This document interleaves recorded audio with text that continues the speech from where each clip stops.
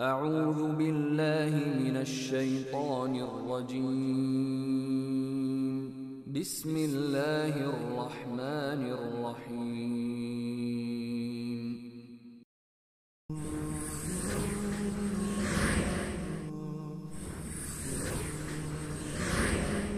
إن الحمد لله نحمده ونستعينه ونستغفره ونؤمن به ونتوكل عليه ونعوذ بالله من شرور أنفسنا وسيئات أعمالنا من يهده الله فلا مضل له ومن يضلل فلا هادي له وأشهد أن لا إله إلا الله وحده لا شريك له وأشهد أن محمدًا عبده ورسوله أرسله بالحق بشيرًا ونذيرًا أما بعد فإن أحسن الحديث كتاب الله وخير الهدي هدي محمد صلى الله عليه وسلم وشر الأمور محدثاتها وكل محدثة بدعة وكل بدعة ضلالة وكل ضلالة في النار. يا أيها الذين آمنوا اتقوا الله حق تقاته ولا تموتن إلا وأنتم مسلمون. يا أيها الناس اتقوا ربكم الذي خلقكم من نفس واحدة وخلق منها زوجها وبث منهما رجالا كثيرا ونساء واتقوا الله الذي تساءلون به والأرحام إن الله كان عليكم رقيبا. يا أيها الذين آمنوا اتقوا الله وقولوا قولا سديدا يصلح لكم أعمالكم ويغفر لكم ذنوبكم ومن يطع الله ورسوله فقد فاز فوزا عظيما. أما بعد،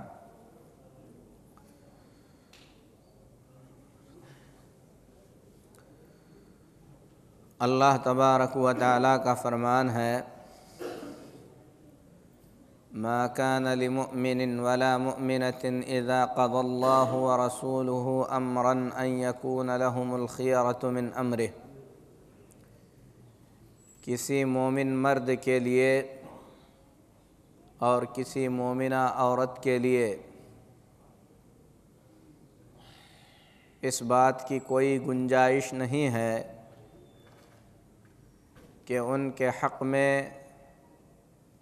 اللہ اور اس کے رسول صلی اللہ علیہ وسلم کا کوئی فیصلہ سنایا جائے تو انہیں کسی طریقے کا کوئی اختیار باقی رہے.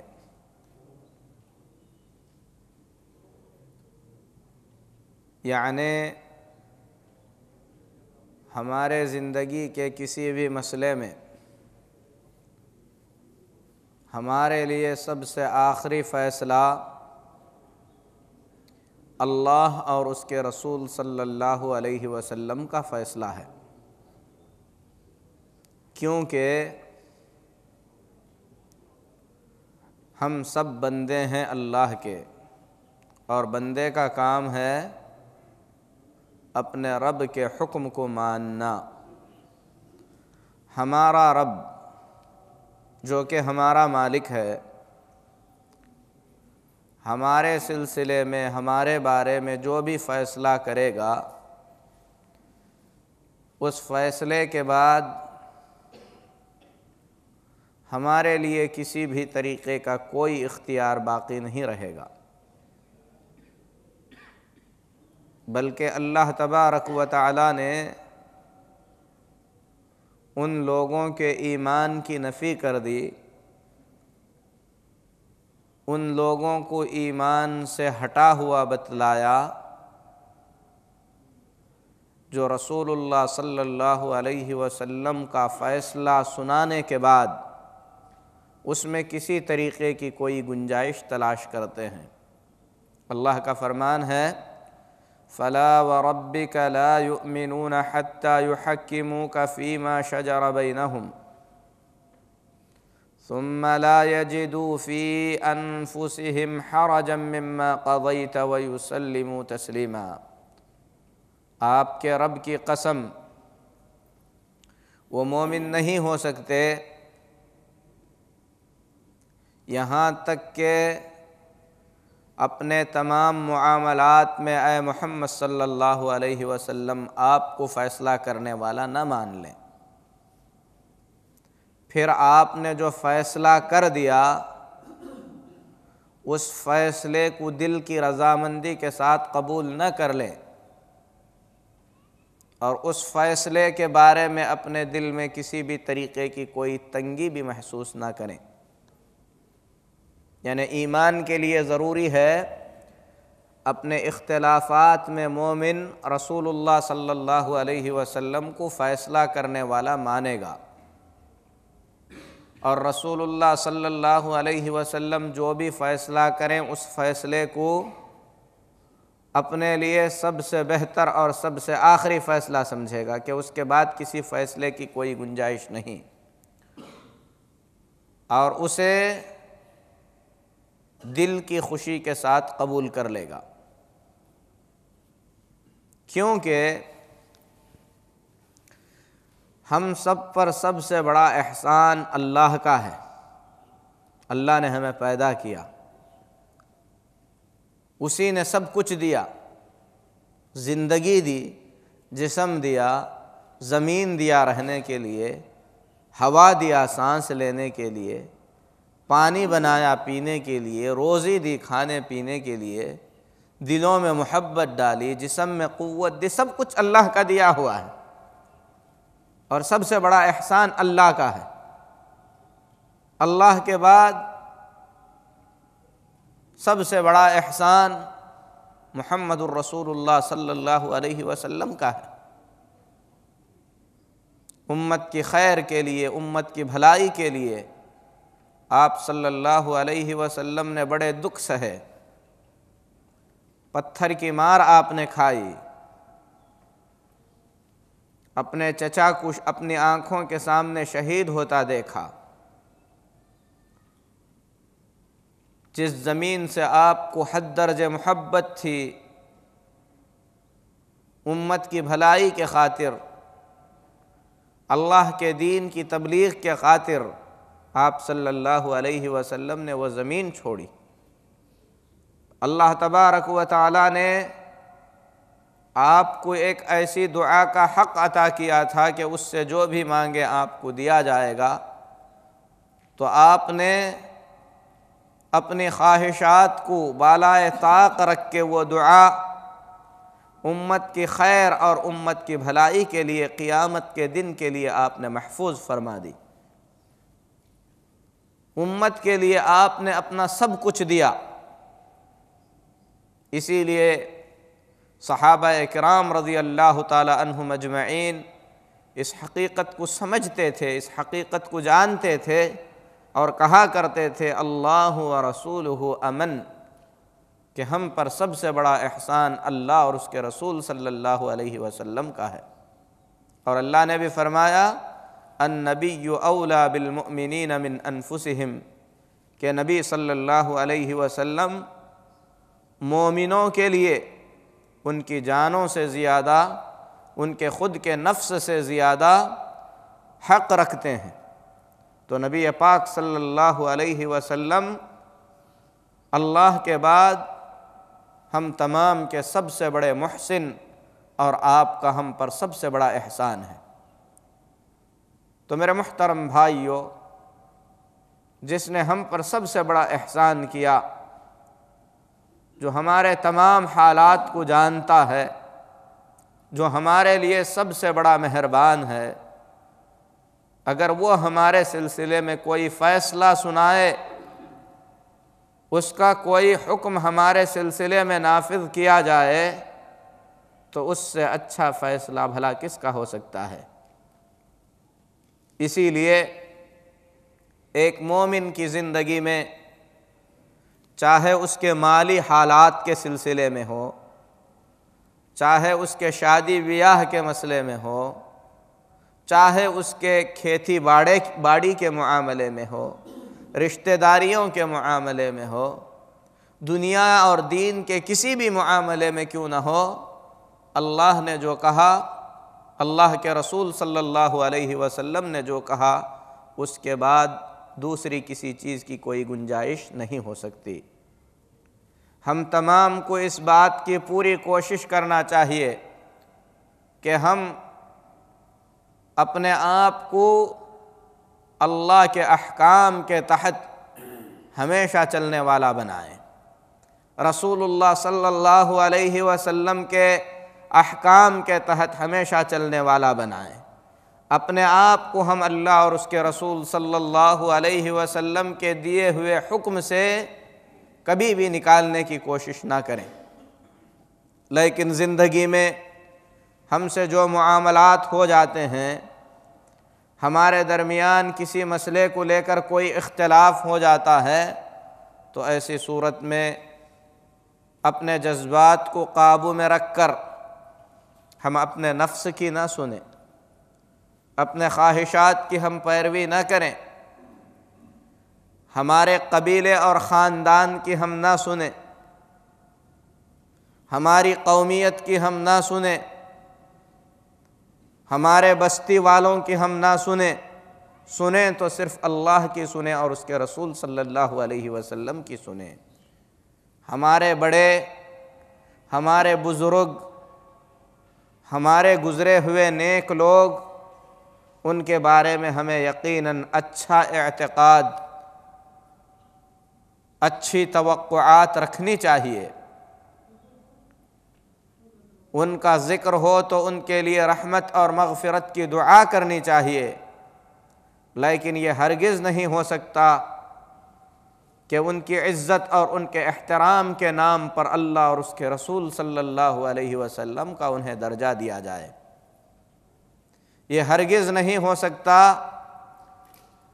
کہ ان کی عزت، ان کی توقیر اور ان کی شان کو ماننے کے نام پر دین اور دنیا کا فیصلہ کرنے کا اختیار اللہ اور اس کے رسول صلی اللہ علیہ وسلم کی جگہ پر بزرگوں اور نیک ہستیوں کو دیا جائے، کیونکہ ہمیں جو تعلیم دی گئی ہے اللہ اور اس کے رسول صلی اللہ علیہ وسلم کی طرف سے، وہ تعلیم یہ ہے کہ ہم اہل ایمان سے محبت کریں، لیکن عصمت، معصوم ہونا، یہ صرف رسول اللہ صلی اللہ علیہ وسلم کی شان ہے۔ ہر شخص سے غلطی کا امکان ہے، ہر شخص سے غلطی ہو سکتی ہے، لیکن اللہ کے رسول صلی اللہ علیہ وسلم سے کوئی غلطی نہیں ہو سکتی۔ تو میرے محترم بھائیو، اسلام ایک مکمل ضابطۂ حیات ہے، اسلام ایک پورا قانون ہے زندگی گزارنے کا، جس قانون میں بچے کے پیدا ہونے سے لے کر، بلکہ پیدا ہونے سے پہلے سے لے کر بچے کے مرنے کے بعد اس کے قبر سے اٹھائے جانے سے لے کر اس کے جنت اور جہنم میں داخلے تک کے پورے مسائل کو تفصیل کے ساتھ بیان کیا گیا ہے۔ اتنا شامل، اتنا زیادہ محیط قانون دنیا نہیں بنا سکتی۔ ہم کو پیدا کرنے والے اللہ نے اگر ہمارے لیے کوئی قانون بنایا تو اس سے بہتر قانون کوئی نہیں ہو سکتا۔ اسلام جس طریقے سے ایک مذہب ہے، اسی طریقے سے یہ پوری زندگی کا قانون ہے، اور ایک مسلمان کے پاس اس کی قانون کی کتاب اللہ کا فرمان اور رسول اکرم صلی اللہ علیہ وسلم کی سنتیں ہیں۔ ایک مسلمان کی یہ دلی تمنا، دلی خواہش اور تڑپ ہوتی ہے کہ اس کی زندگی میں اگر کوئی قانون چلے تو وہ اللہ اور اس کے رسول صلی اللہ علیہ وسلم کا قانون چلے۔ جہاں پر اللہ اور اس کے رسول کا قانون نافذ ہوگا، جہاں پر اللہ کا قانون چلے گا، جہاں پر اللہ کے رسول صلی اللہ علیہ وسلم کا قانون چلے گا، میرے محترم بھائیو، اس زمین پر امن ہوگا، امان ہوگا، سلامتی ہوگی، ظلم وہاں سے ختم ہو جائے گا، ہر شخص خوشی کی زندگی بسر کرے گا۔ ہم بالخصوص ہندوستان سے تعلق رکھنے والے جس ملک میں بستے ہیں، وہاں کے رہنے والوں کو اللہ کے فضل و کرم سے اس بات کی کھلی اجازت ہے کہ مسلمان بن کر زندگی گزاریں۔ مسلمانوں سے مسلمان بن کر زندگی گزارنے کا حق کوئی نہیں چھین سکتا۔ یہ حق قانونی طور پر مسلمانوں کو دیا گیا ہے۔ اسی لیے میرے محترم بھائیوں، ہم تمام کو جتنا فخر اپنے ملک پر ہے، اتنا ہی بلکہ اس سے کہیں زیادہ فخر ہم تمام کو اپنے مسلمان ہونے پر ہے اور ہونا چاہیے، کیونکہ اسلام جن تعلیمات کو ہمیں اپنانے کا حکم دیتا ہے، ان میں سے ہر تعلیم فخر کے لائق ہے، کیونکہ وہ ہمارے رب کا فرمان ہے۔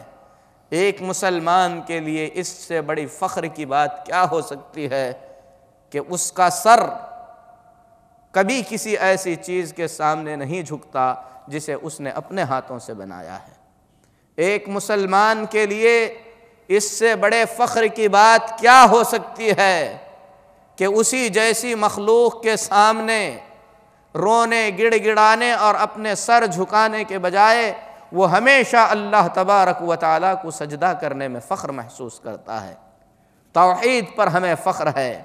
محمد الرسول اللہ صلی اللہ علیہ وسلم جیسا عظیم رہنما، عظیم راستہ بتانے والا نبی اللہ نے ہمیں عطا کیا، اس عظیم نبی پر ہمیں فخر ہے۔ مسلمانوں کو فخر کیوں نہیں ہوگا؟ ان کے پاس اتنی عظیم کتاب ہے جس کتاب کے بارے میں اللہ نے فرمایا اگر جنات اور انسان سب مل کر اس کے جیسی ایک آیت لانا چاہیں تو نہیں لا سکیں گے۔ ہمیں فخر کیوں نہیں ہوگا؟ ہمارے مذہب میں سب سے زیادہ پاکی کے مسائل بیان کیے گئے۔ ہمیں فخر کیوں نہیں ہوگا؟ ہمارے مذہب میں ظلم سے روکا گیا۔ ہمیں فخر کیوں نہیں ہوگا؟ ہمیں اچھے اخلاق کی تعلیم دی گئی۔ ہمیں فخر کیوں نہیں ہوگا کہ اللہ کی توحید کے بعد ماں باپ کی خدمت کو سب سے بڑی نیکی ہمارے مذہب میں بتلایا گیا؟ ہمیں فخر کیوں نہیں ہوگا؟ ہمیں پڑوسیوں کے حقوق سکھائے گئے۔ ہمیں فخر کیوں نہیں ہوگا؟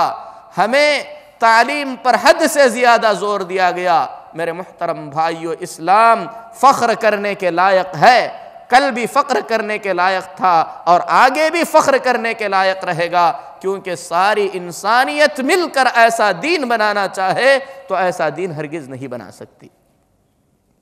ہماری زندگی کے جو معاملات ہیں، شادی بیاہ سے متعلق ہوں، وراثت سے متعلق ہوں، تجارت سے متعلق ہوں، دوسرے حالات سے متعلق ہوں، ہمارے مذہب نے، ہماری کتاب قرآن مجید نے، ہمارے نبی محمد الرسول اللہ صلی اللہ علیہ وسلم نے جو تعلیمات ہمیں عطا کی ہیں، یہ سب سے بہترین تعلیمات ہیں۔ اس پر ہمارا ایمان ہے، اس پر ہمارا ایمان رہے گا۔ ہماری جان لے کر بھی کوئی شخص ہمارے دلوں سے یہ ایمان نہیں نکال سکتا۔ میرے محترم بھائیوں، ہم مسلمانوں کو جو ہندوستان میں بستے ہیں، 1935 عیسوی میں یہ حق دیا گیا تھا کہ مسلمان اپنے ذاتی معاملات میں اپنے خود کے قانون کے مطابق، جسے پرسنل لا کہا جاتا ہے، اپنے معاملات کا حل تلاش کریں۔ ان کے مسائل کو ان کے پرسنل قانون کے مطابق، ان کے پرسنل لا کے مطابق حل کیا جائے گا، اور وقتاً فوقتاً مسلمانوں کے اس حق کو کچھ غلط لوگوں نے چھیننے کی کوشش کی۔ الحمدللہ مسلمانوں نے کمر بستہ ہو کر آنے والے اس طوفان کا ہمیشہ مقابلہ کیا، اور مسلمانوں نے یہ آواز اٹھائی کہ ہمارے اس مذہبی حق کو ہم سے کوئی نہیں چھین سکتا۔ ہم اپنے معاملات کو، چاہے شادی بیاہ سے متعلق ہوں، چاہے وراثت سے متعلق ہوں، جو ہمارے ذاتی مسائل ہیں اسے ہم اپنے مذہب کی روشنی میں حل کریں گے، اور اس کے لیے باقاعدہ مسلم پرسنل لا بورڈ کے نام سے کمیٹی قائم کی گئی، جس کا ایک قانون ہے جس کے تحت مسلمانوں کے مسائل حل ہوتے ہیں۔ ہم تمام کو چاہیے کہ مسلمان ہونے کے تئیں ہمارے ملک میں جو حالات چل رہے ہیں، ان حالات میں ہم اپنے اس مذہبی حق کے لیے لڑیں، اس کے لیے مطالبہ کریں، اور اس بات کی وضاحت کر دیں کہ ہم اپنے ذاتی معاملات میں اپنے جو دستور ہے کتاب و سنت کا، اسی کے مطابق ہم اپنے مسائل کا حل چاہتے ہیں۔ اس بات کی زور و شور کے ساتھ کوشش کی جا رہی ہے کہ یونیفارم سول کوڈ مسلمانوں کے لیے بھی لاگو کر دیا جائے، پورے ملک میں یکساں قانون لایا جائے، جس میں سارے قوموں اور مذہبوں کے ماننے والوں پر ایک طریقے کا قانون تھوپ دیا جائے۔ میرے محترم بھائیوں، مسلمان اسے کبھی بھی گوارا نہیں کر سکتا۔ کچھ ایسی قومیں ہیں جن کے پاس ماموں بھانجے میں نکاح ہوتا ہے، مسلمان کبھی اس کو تسلیم نہیں کریں گے۔ کچھ ایسی قومیں ہیں جن کے اندر شادی اور بیاہ کے ایسے رسم و رواج رائج ہیں جسے اسلام کبھی گوارا نہیں کر سکتا۔ ہمارے پاس کتاب و سنت میں یہ تعلیم دی گئی کہ ماں بیٹے کے لیے حرام ہے۔ اگر کوئی یہ قانون بنائے کہ ماں کو بیٹے کے ساتھ نکاح کرنے کی اجازت ہے تو بھلا کون مسلمان اسے تسلیم کرے گا؟ ہمارے پاس یہ قانون ہے کہ ماموں بھانجی سے نکاح نہیں کر سکتا، وہ اس کے لیے محرم ہے۔ اگر کوئی یہ قانون بنائے کہ ماموں کو بھانجی کے ساتھ نکاح کرنے کی اجازت ہے تو کون سا مسلمان کس قیمت پر اس چیز کے لیے تیار ہو جائے گا؟ اسی طریقے سے اسلام نے شادی کا جو رواج بنایا، اسی طریقے سے اسلام میں اگر شادی کے بعد نباہ ناممکن ہو جائے تو طلاق کی اجازت دی گئی، کیونکہ کبھی کبھی طلاق معاشرے کی اصلاح کے لیے، شادی شدہ جوڑے کی سلامتی کے لیے ایک حل کے طور پر کام آتا ہے۔ اگر تصور کر لیں کہ شادی کے بندھن میں بندھنے کے بعد میاں بیوی کو ہمیشہ کے لیے ایک ہو کر رہنے پر مجبور کیا جائے، اختلافات بڑھ جائیں، اس قدر بڑھ جائیں کہ ایک چھت کے نیچے ایک دوسرے کا چہرہ دیکھنا مرد اور عورت کے لیے ناممکن ہو جائے، کسی بھی وجہ سے نفرتیں اس قدر جنم لیں کہ آدمی اپنی بیوی کی شکل نہیں دیکھنا چاہتا، بیوی اپنے شوہر کی شکل نہیں دیکھنا چاہتی، اور انہیں طلاق کی اجازت بھی نہ ہو تو نتیجہ کیا ہو سکتا ہے؟ ساری دنیا جانتی ہے کہ نتیجہ پھر کیا ہوگا۔ ایسی صورت میں عورت شوہر سے چھٹکارا پانے کے لیے، شوہر عورت سے چھٹکارا پانے کے لیے یا تو قتل کا سہارا لے گا، یا تو کسی اور چیز کا سہارا لے گا، یا تو خودکشیاں ہوں گی۔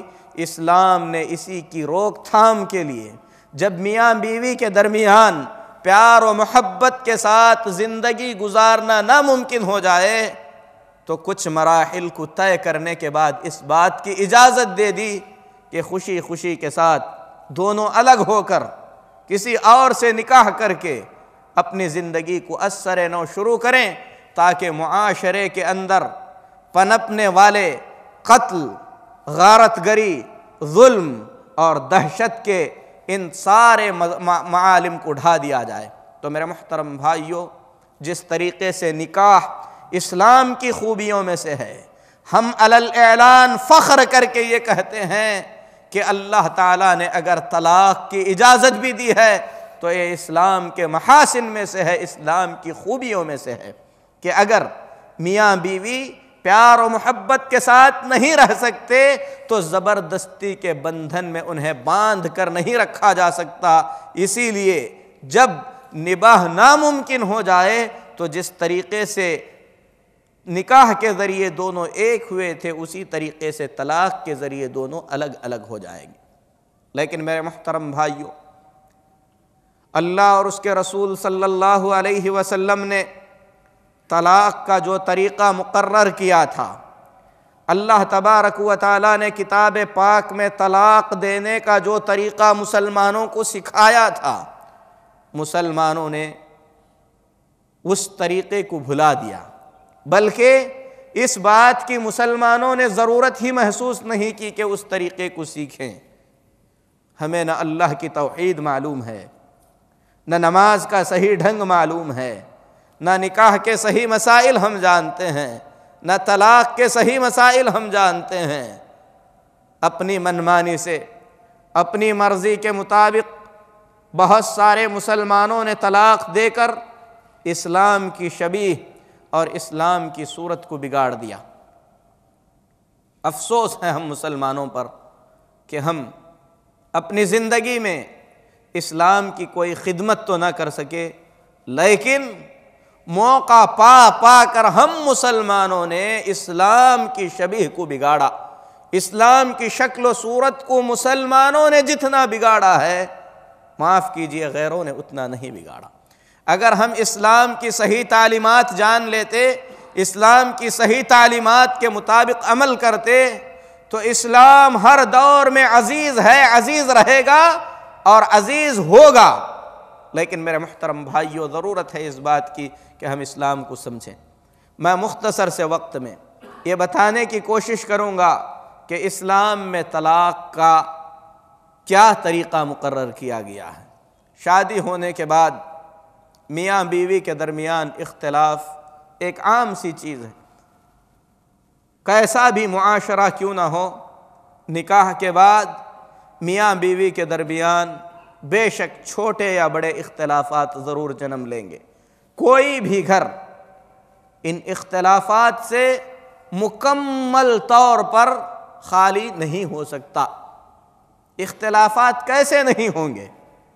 محمد الرسول اللہ صلی اللہ علیہ وسلم جیسی عظیم شخصیت، ہم سب کی ماں ام المؤمنین عائشہ صدیقہ رضی اللہ تعالی عنہا، ان دونوں کے بیچ کبھی کبھی کسی مسئلے میں اختلاف ہو جاتے۔ نبی سب سے عظیم شخصیت ہیں، ام المؤمنین عائشہ صدیقہ رضی اللہ تعالی عنہا ابو بکر صدیق رضی اللہ تعالی عنہ کے نیچے تربیت پائی ہوئی ہیں۔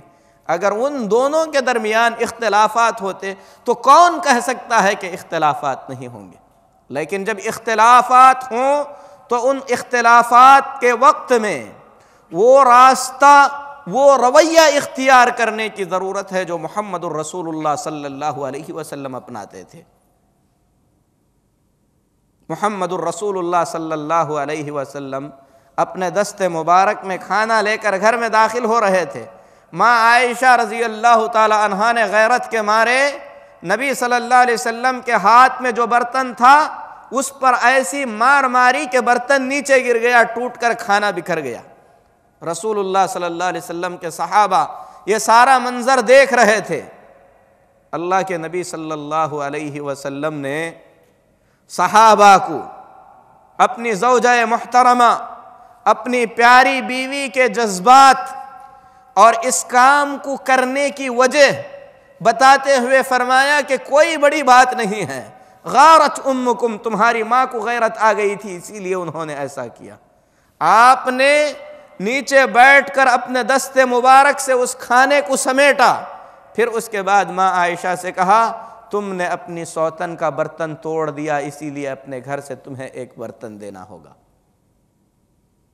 مسئلہ ہوا، لیکن مرد نے، شوہر نے رحم دلی کے ساتھ اپنے جذبات اور غصے پر قابو کر کے اس موقف میں وہ کردار نبھایا جس سے اس اختلاف کو مزید ہوا نہیں ملی، مزید نہیں بڑھا۔ اگر اس وقت میں شوہر اپنے غصے پر کنٹرول نہ پاتا تو ایسی صورت میں گھر میدان جنگ میں تبدیل ہو جاتا۔ ہمیں ضرورت ہے محمد الرسول اللہ صلی اللہ علیہ وسلم کی پاک زندگی سے ہم سبق سیکھیں۔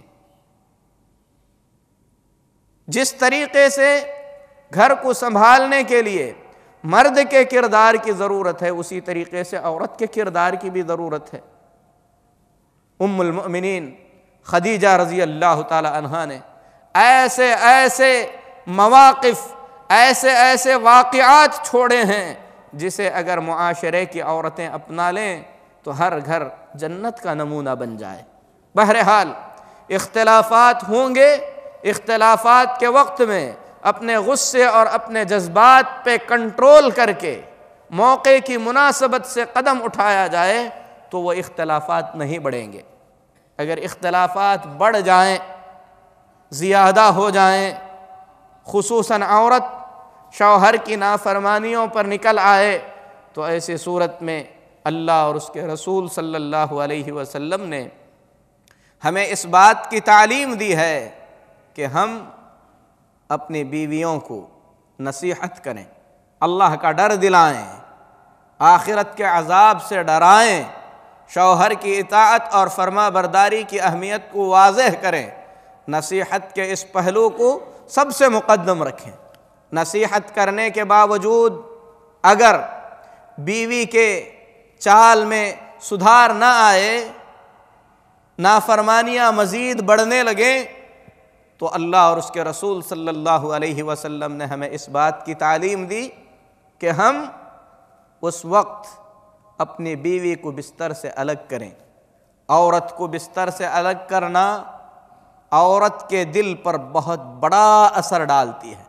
ہو سکتا ہے اس سے سدھار آ جائے، وہ سدھر جائے اور اطاعت قبول کر لے، شوہر کی اہمیت کو جانے، فرما بردار بن جائے۔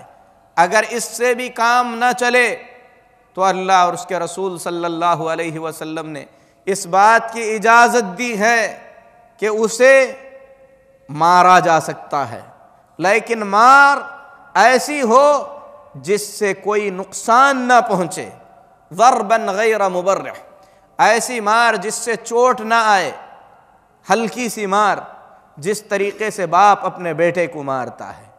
ادب سکھانے کے لیے اللہ اور اس کے رسول صلی اللہ علیہ وسلم نے مارنے کی اجازت دی۔ اس سے بھی کام نہ چلے تو ایسی صورت میں اس بات کا حکم دیا گیا فَابْعَثُوا حَكَمًا مِّنْ أَهْلِهِ وَحَكَمًا مِّنْ أَهْلِهَا، لڑکے کی طرف سے، شوہر کی طرف سے ایک حکم اور عورت کی طرف سے ایک حکم بھیجا جائے۔ اللہ تبارک و تعالی نے اسے چوتھے درجے پر رکھا۔ اس کا مطلب یہ ہے کہ اس سے پہلے عورت سے جو نافرمانیاں ہو رہی ہیں، ان نافرمانیوں کو شوہر اپنے گھر سے باہر جانے نہیں دے گا، اسے اپنے گھر میں ہی کنٹرول کرے گا۔ ایسے نہیں کہ عورت نے چھوٹی سی نافرمانی کی پورے محلے میں ڈھنڈورا پیٹ دے، ایسے نہیں چھوٹا سا اختلاف آ گیا پورے رشتہ داروں میں عورت کی عزت کو اچھال دے۔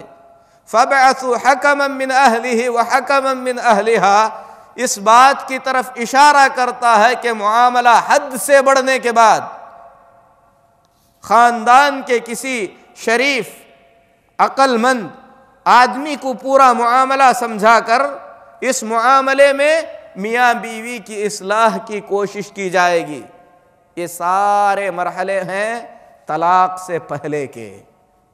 اسلام نے اس بات کی قطعی اجازت نہیں دی کہ نمک تھوڑا سا کھانے میں زیادہ ہو گیا، غصہ کیے اور فوراً طلاق طلاق طلاق کہہ کے اسلام کا کھلواڑ بنا دیں، عورت کے ساتھ کھلواڑ کریں اور معاشرے کو تباہی اور بربادی کے دہانے پر لے جائیں۔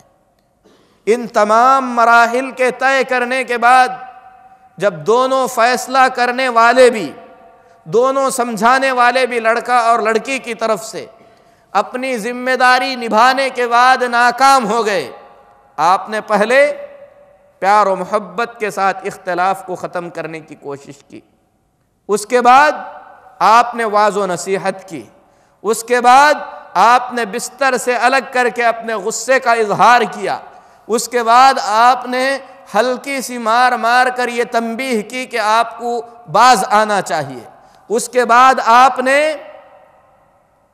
معاملات کو سلجھانے کے لیے اپنے طرف سے اور عورت کے گھر والوں کی طرف سے ایک آدمی کو مقرر کیا، ان تمام مراحل کے طے ہونے کے بعد اگر اتفاق کی کوئی راہ نظر نہیں آئی تو وہاں پر اللہ تبارک و تعالیٰ نے آپ کو طلاق کی اجازت دی ہے۔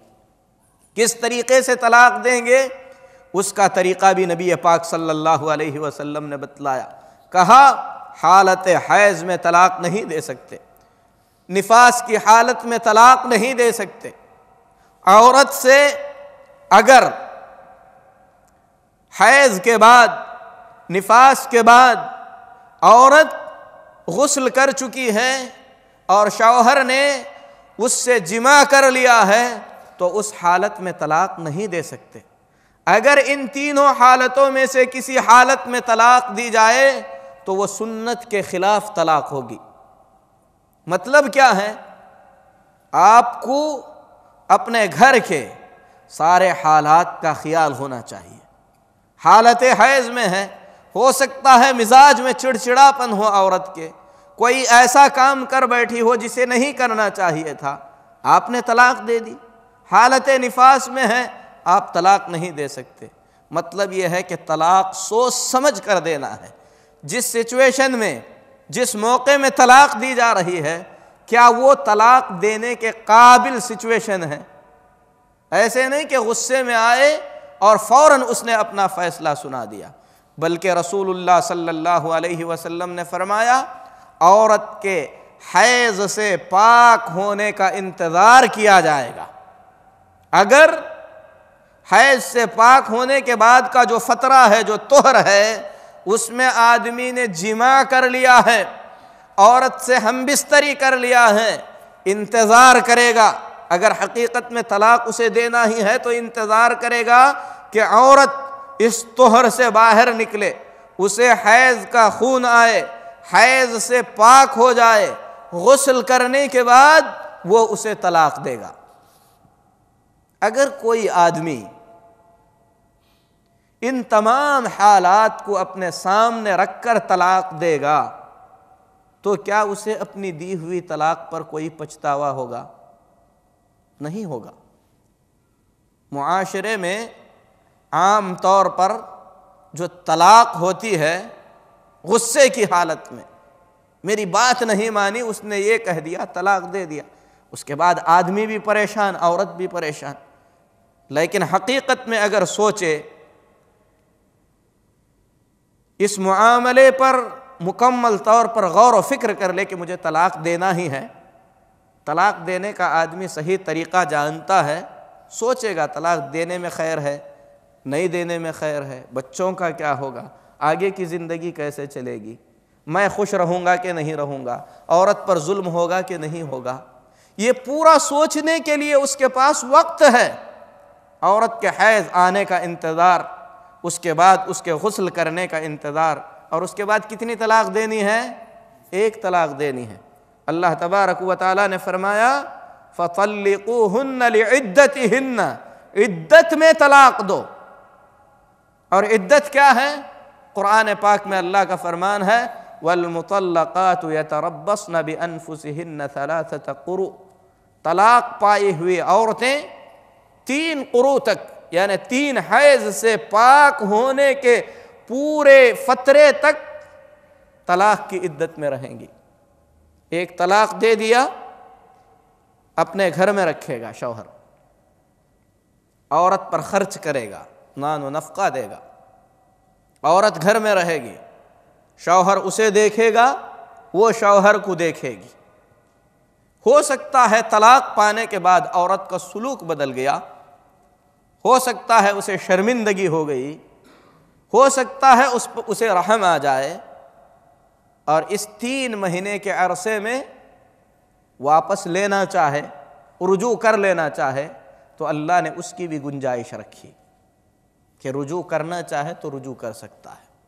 تو طلاق دینے سے پہلے غور و فکر کرنا ہے۔ اس وقت طلاق دینا ہے جب عورت حیض سے پاک ہوئی ہے اور اس پاکی میں عورت کے ساتھ ہم بستری نہیں ہوئی ہے۔ اور کتنی طلاقیں دینا ہے؟ ایک طلاق دینا ہے۔ طلاق لینے کے بعد عورت کہاں پہ رہے گی؟ اپنے شوہر کے گھر میں رہے گی۔ 3 مہینے تک انتظار کرنا ہے۔ 3 طہر ختم ہونے کے بعد وہ آپ کی بیوی نہیں ہے، اب وہ اپنی زندگی اپنی مرضی سے گزار سکتی ہے۔ کتنی طلاقیں دی گئیں؟ 1 طلاق دی گئی۔ مہینہ گزر گیا، 2 مہینے گزر گئے، 6 ماہ گزر گئے، سال گزر گیا، شوہر کو افسوس ہوا کہ طلاق نہیں دینا چاہیے تھا، میں نے دے دیا، چھوٹی سی غلطی تھی، ہم لوگوں کو بیٹھ کے سمجھنے اور سمجھانے کا موقع نکالنا چاہیے تھا، افسوس ہوا، پچھتاوا ہوا۔ ادھر عورت کو بھی احساس ہوا کہ مجھے وہ کام نہیں کرنا چاہیے تھا جس کی وجہ سے طلاق ہوئی ہے۔ تو ایسی صورت میں اگر یہ میاں بیوی پھر سے میاں بیوی بن کر زندگی گزارنا چاہتے ہیں تو اللہ تبارک و تعالیٰ اس بات کی اجازت دیتا ہے کہ نئے سے نکاح کر کے وہ دونوں پھر سے میاں بیوی بن کے زندگی گزاریں۔ کتنا صاف قانون ہے، مصلحتوں کی کتنی زیادہ رعایت اور گنجائش رکھی گئی ہے۔ اس طریقے سے طلاق دینے کے بعد کسی گھر میں کسی بھی طریقے کا کوئی غم، کوئی غصہ باقی نہیں رہے گا، ہر طریقے کی مصلحتیں محفوظ رہیں گی۔ لیکن کسی آدمی نے اللہ کے اور اللہ کے رسول صلی اللہ علیہ وسلم کے بتائے ہوئے اس طریقے کے مطابق طلاق دے دیا، 3 مہینے گزرنے سے پہلے اس آدمی نے اپنی بیوی کو رجوع کر لیا۔ کس طریقے سے رجوع کرے گا؟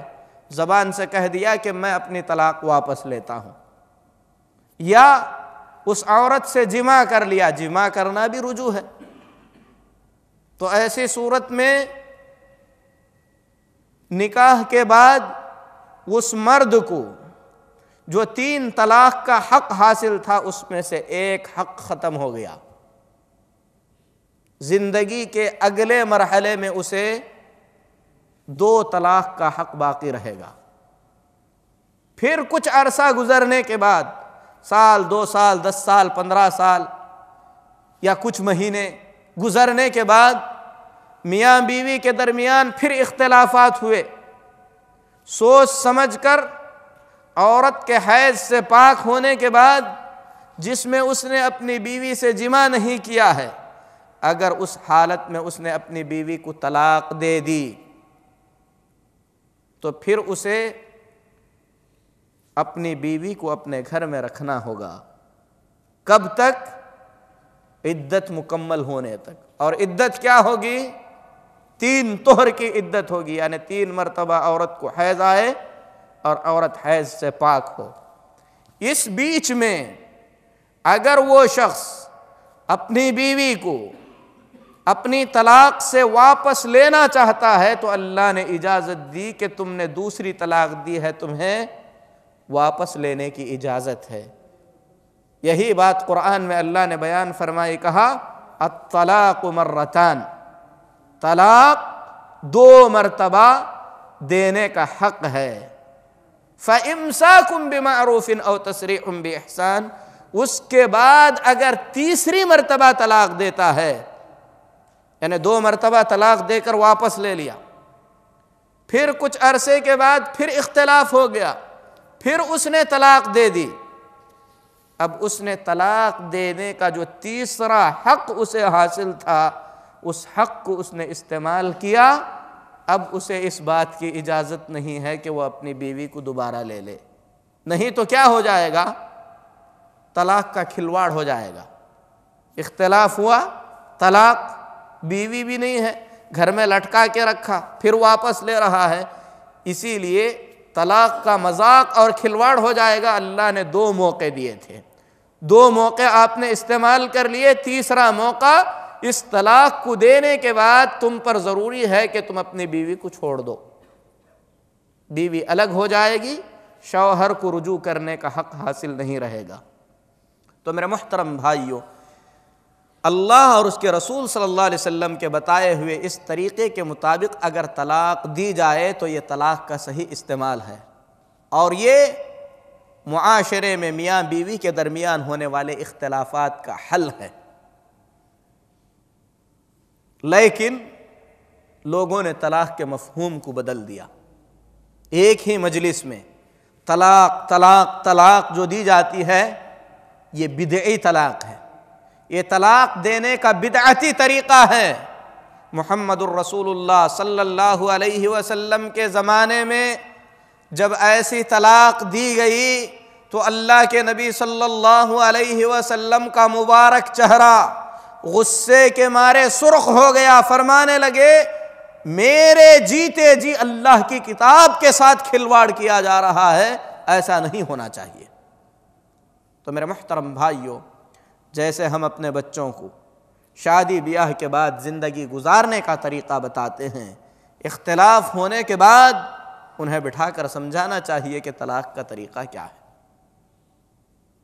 اگر کوئی شخص ایک ہی مجلس میں ایک ہی وقت میں اپنی بیوی کو طلاق دیتا ہے 3 طلاق، تو وہ طلاق شمار نہیں ہوگی، وہ طلاق دینے کا صحیح طریقہ نہیں ہے۔ اگر ہم لوگ اللہ اور اس کے رسول صلی اللہ علیہ وسلم کے اس فیصلے کو اپنی زندگیوں میں صحیح طور پر اپنائے ہوئے ہوتے تو آج دشمنان اسلام کو اسلام پر انگلیاں اٹھانے کا ہرگز موقع نہ ملتا۔ مسلم پرسنل لا پر بالخصوص 3 طلاق کے مسئلے کو لے کر جو واویلا مچایا جا رہا ہے، اس کی بڑی وجہ یہ ہے کہ مسلمانوں نے طلاق دینے کے صحیح طریقے کو سمجھا ہی نہیں، اللہ کے قانون کو صحیح طور پر مسلمانوں نے جانا ہی نہیں۔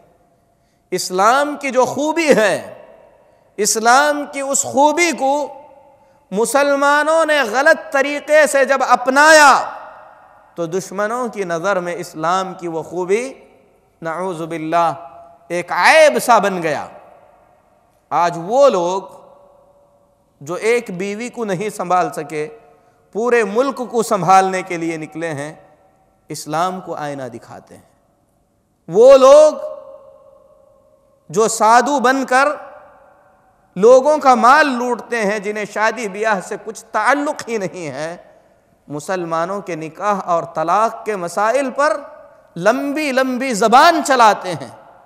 وہ لوگ جنہیں سادھو سنیاسی بن کر زندگی گزارنا چاہیے تھا، پارلیمنٹ تک پہنچنے کے بعد اسلام جیسے صاف ستھرے مذہب پر اپنی نگاہیں دکھاتے ہیں۔ میرے محترم بھائیوں، اس کی وجہ کہیں نہ کہیں ہم مسلمانوں کی کوتاہی ہے کہ ہم نے اللہ کے دین کو نہیں سمجھا۔ بہرحال معاملات جیسے بھی ہوں، مسلمانوں کے آپسی مسائل کا حل نکالنے کے لیے مسلمانوں کے لیے جو پرسنل قانون ہے، مسلمانوں کا جو اسلامی حق ہے، اس حق کی حمایت میں سارے مسلمان ایک ہاتھ ہیں۔ دشمنان اسلام انشاءاللہ کوشش کرنے کے بعد بھی مسلمانوں کے اس حق کو مسلمانوں سے نہیں چھین سکتے۔ ہم اس بات سے راضی ہیں اور اس بات پر راضی رہیں گے کہ ہمارے مسائل میں کتاب اللہ اور سنت رسول صلی اللہ علیہ وسلم کی روشنی میں فیصلہ کیا جائے۔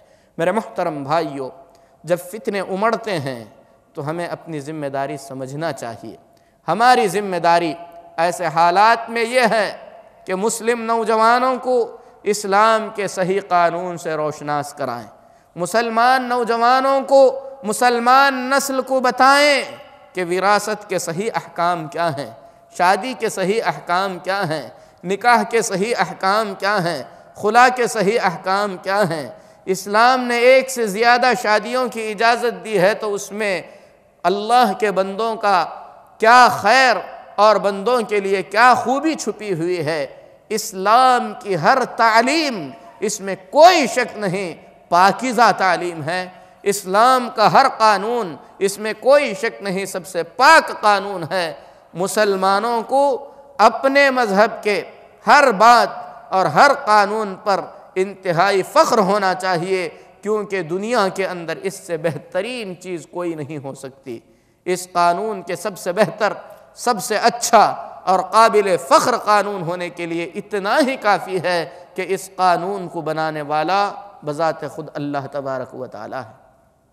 ہم اللہ سے دعا کرتے ہیں اللہ تعالیٰ اپنے فضل و کرم سے ہم تمام کو اختلافات سے بچائے، اسلام کی صحیح تعلیمات پر عمل کرنے کی اللہ ہمیں توفیق عطا فرمائے، اسلام کے صحیح تعلیمات پر زندگی گزارنے کی اللہ ہمیں توفیق دے، اسلام پر باقی رکھے، اسلام کی حالت میں اللہ ہمیں وفات عطا فرمائے۔